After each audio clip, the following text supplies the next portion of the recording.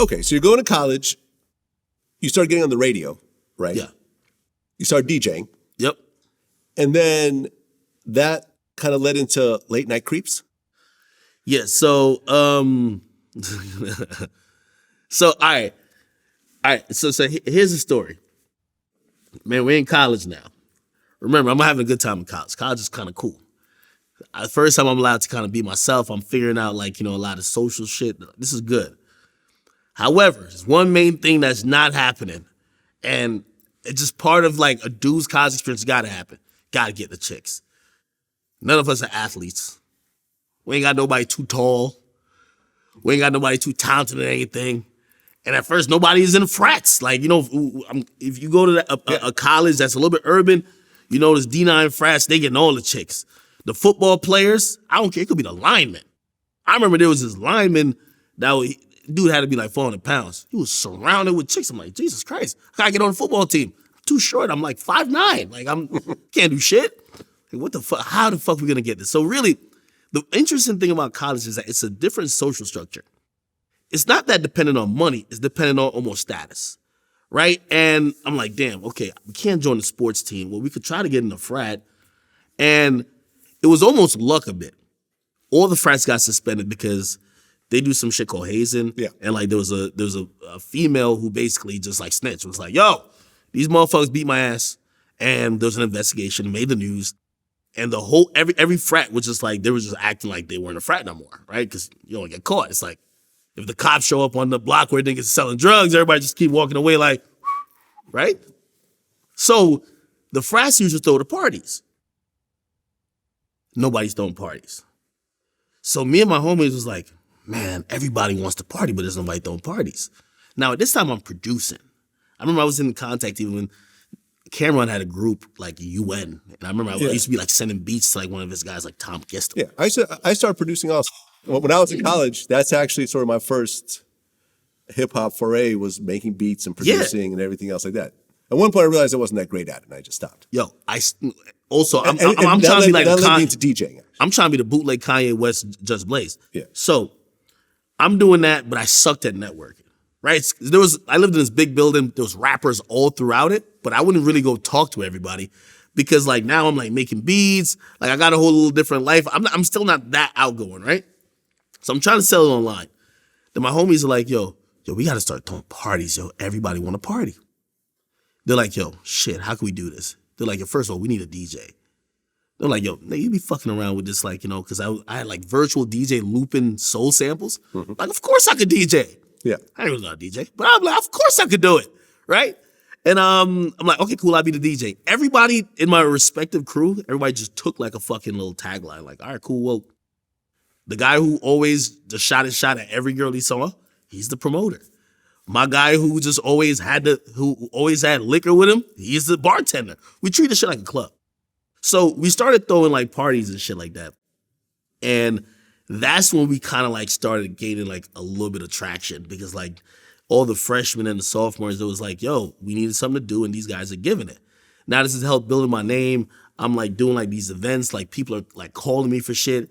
And really the late night creeps thing was,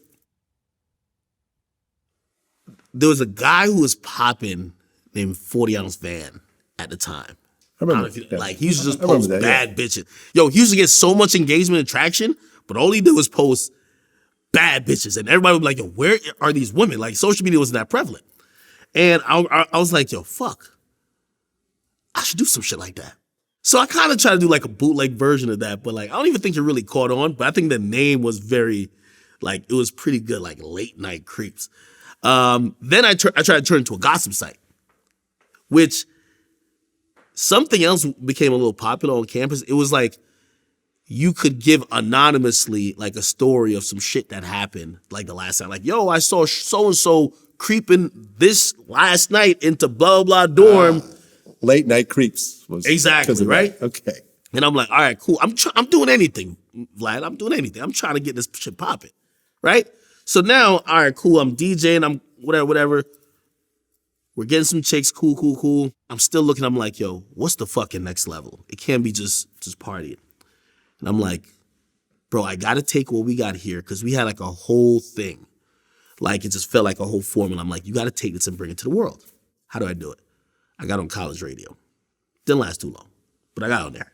And I went on there and you know, obviously I'm influenced by the stars, Wendy Williams, Charlemagne's of the world, and just the super jocks. You know, these are people who are just very brash in their opinions. Like, they would just ask the obvious questions, and I would just invite up people. Like, I was like exposing people who had sides. I was doing all type of shit on there, right? They kicked me off pretty quickly. That's nothing what they had in mind, okay? Actually, they used to say, play more music, speak less, right? And that was the motto for the whole station. And I used to come on that shit. I'm like, I play one song, and I'm like, I'm talking for the rest of this bitch. They couldn't really have a reason to kick me off because people were tuned in. Then I did some shit where Big Sean had a song called Dance, or the song Ass, Ass, Ass, Ass. Ass, yeah. Now, I was a DJ, so I had like 15 versions of the song. There's a squeaky clean version. There's a radio version. There's like the radio, but not too clean version. There's the dirty version. There's mad versions. I used to get it from like a DJ pool site. I play one of those songs while I like walk out to the bathroom or to go get a guest or something like that. And the song goes over the radio. This is college radio. It's like ass, ass, ass, ass. Now, keep in mind, it was not a hip hop station. So it's really supposed to be a rock station, but it's a student station, so you can't stop anyone from being on there. Yeah. The program director used to listen to my show at the odd hour it was at, and they called me in for a meeting. They were like, yo, the word ass technically isn't against FCC rules, but if you have a fucking solid minute of something just saying ass, ass, ass, ass, ass, kick me the fuck off of there. You get me? Here's what happened in that time, though.